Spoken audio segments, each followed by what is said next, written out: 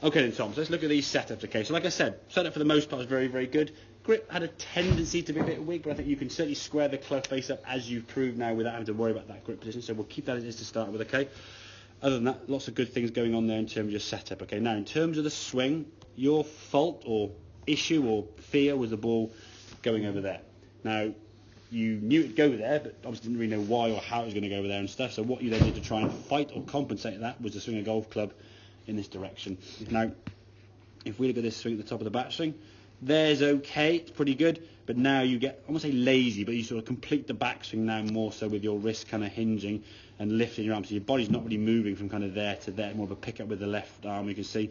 And at this stage, at the top of the backswing, we want the golf club, okay, to be more in line with your left arm. So that club now is a little bit more open, as we said at setup. Yeah. Open at the top of the back, it goes a bit further, I think, doesn't it? There you go.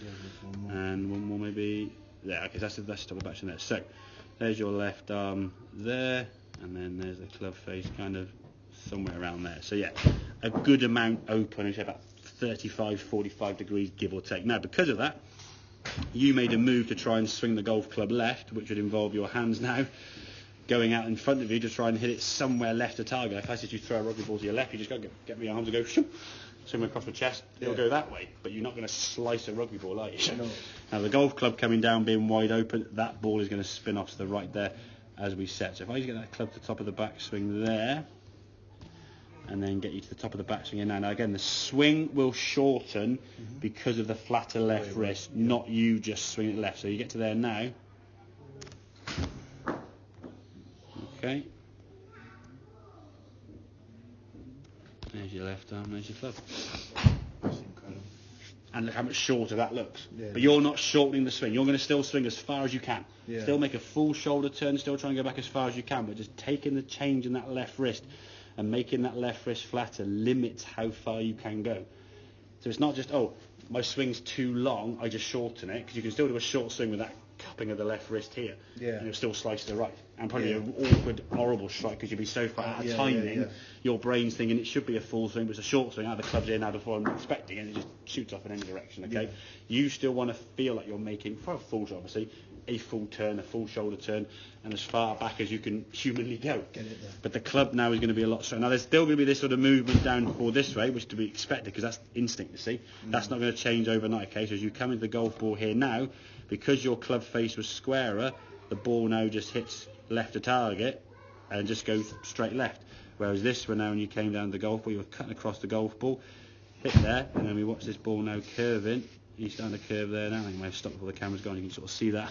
Just about see the ball kind of curving off to the right there. You can see once it starts losing full momentum, he's already now kind of sort of spinning out kind of out there somewhere, and just continues to go on even further. And again, because of that, you would just try and hit it as far left as you can. That would be kind of your go-to. So for the next time frame amount, I don't know, 2 weeks, 3 weeks, or whatever, a month or whatever, if you're playing a couple of games a week, probably going to be a fortnight, I'd imagine, so roughly, I want to see everything going left.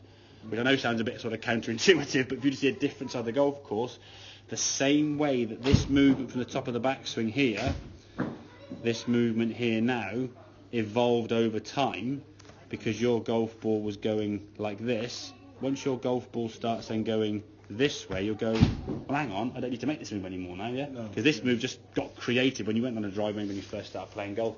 You hit a few shots and the ball maybe started going in different direction. You started just making a movement that kind of masked it to some extent, or kind of covered up a little bit, and it worked on occasions, but you knew the ball was going to spin left to right, and you kind of just play with that a little bit on the left hand side and just pull it a bit left and hope for the best. But you get to a club that's sort of like 6 iron, 5 iron, you get to about 6 iron, 5 iron where you're going to be struggling, and then longer clubs are going to be a nightmare. So you get 7, 8, 9 iron fairly straight, or just higher maybe, but losing yardage.